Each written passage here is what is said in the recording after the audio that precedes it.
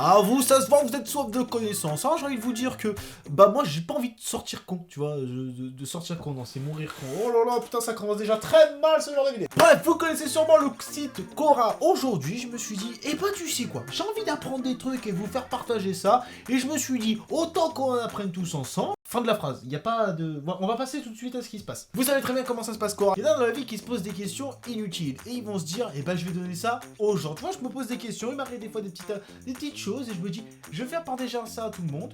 Bah partage-nous, moi je veux savoir. Première petite histoire, alors je me dis... Un adolescent faisait ses courses dans un supermarché lorsqu'il a remarqué qu'une vieille dame le suivit dans tout le magasin. Lorsqu'il s'arrêtait, elle s'arrêtait. Et quand il avançait, elle avançait. La vieille dame s'est alors rapprochée de lui et lui a dit... J'espère que je vous ai pas fait trop peur ou quoi que ce soit. C'est juste que vous ressemblez un petit peu à mon fils. Pas de problème, lui répond alors le jeune homme.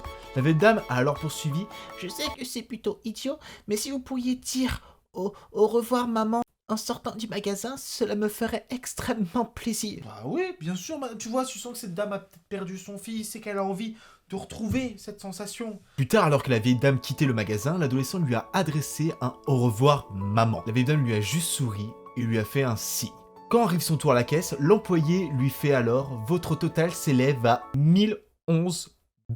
Le jeune homme était alors complètement perdu car il avait acheté qu'une dizaine d'articles. L'employé lui a alors dit que ça incluait la facture de sa maman. En gros, la dame, elle lui a dit, bah c'est mon fils qui va payer derrière. C'était pas son fils. Donc la grand-mère, arnaqueuse. Mamie arnaqueuse. Ah, mais il n'y a plus de problème pour les âges hein, maintenant. La mamie, elle a dit au mec, oui, tu vas dire que t'es ma maman. Moi, je vais me casser, je vais prendre mes courses et je me casse. Oh putain, t'imagines? À quelle tradition de mariage avez-vous assisté qui vous a mis mal à l'aise? Ah ouais, d'accord, les traditions. Alors, je sais très bien que les mariages, généralement, tu sais, c'est tout beau, tout rose, et on aime ça.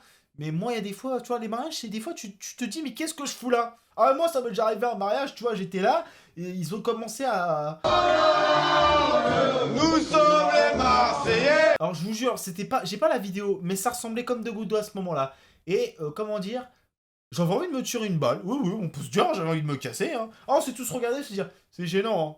Ouais, c'est gênant. J'ai vu ça au mariage de mon cousin quand j'avais environ 17 ans. Mais je ne sais pas du tout si c'était un jeu ou une tradition. Alors que toute la famille et les amis étaient réunis autour d'elle, la mariée s'est assise sur une chaise et le marié a plongé sous la robe de la mariée pour arroger sa jarretière avec les dents qu'il a ensuite jetées vers les célibataires un peu comme ça. Ah d'accord, bah c'est une tradition, écoutez, la jarretière, ok. Avec les dents, il y a des enfants à ce genre de soirée, faut éviter, hein. Au pire, tu privatises des adultes. Voilà, alors surtout quand ça a commencé, on s'est mis tous autour d'elle. C'est un début d'un mauvais film. Vous savez très bien de quoi je parle comme type de film. Hein. Alors, en tant que chirurgien, quelle est la chose la plus dangereuse que vous ayez trouvé dans un patient? Oula, attends, il y a des patients qui... Un médecin, pour moi, c'est qui tout double. Soit tu fais des trucs de ouf et tu sauves une vie, c'est génial. Soit tu tombes vraiment sur des gens, tu te dis, ok. Ah non mais des fois tu dois être surpris de ce que tu tombes en tant que médecin. Donc s'il y a des médecins, franchement dites-le moi en commentaire, hein, les médecins, si vous tombez des fois sur des trucs très spécifiques. Opérer un patient pour lui enlever un rein. Le patient avait déjà subi plusieurs opérations sur son rein dans le passé, et à ce stade-là, il n'y avait plus qu'une source continue d'infection. Le rein ne fonctionne plus. Retirer le rein par par un terme médical quoi, je l'ai ouvert pour voir ce qu'il contenait, et j'ai trouvé ceci. Wow. Attends mais il y a un pic en plein milieu du truc. On dirait un bout de viande. T'es choqué, c'est une fibre optique qui s'est brisée à l'intérieur d'un patient. Wow. En gros, t'es en train de me dire qu'il y a un mec qui l'a opéré, un autre chirurgien, qui lui a foutu ça dans le foie, dans le rein. D'accord. C'est un mariage qui vous a fait sentir mal pour le marié. Pour le marié.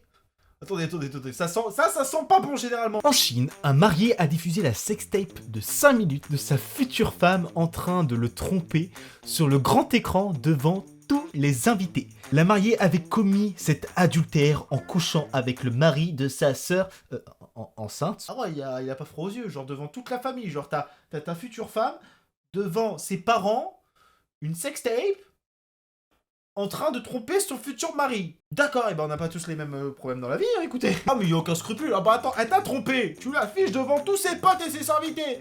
Même papa, maman et même papy, mamie. Je crois que c'est eux que tu as le plus déçu. Ah mais c'est sûr. Pourquoi il faut jamais s'approcher d'une baleine morte? Alors je vais apprendre un truc, je savais pas qu'il fallait pas s'approcher d'une baleine morte dans la plage. Alors ça m'est jamais arrivé personnellement de croiser une baleine échouée. Et ça risque d'exploser.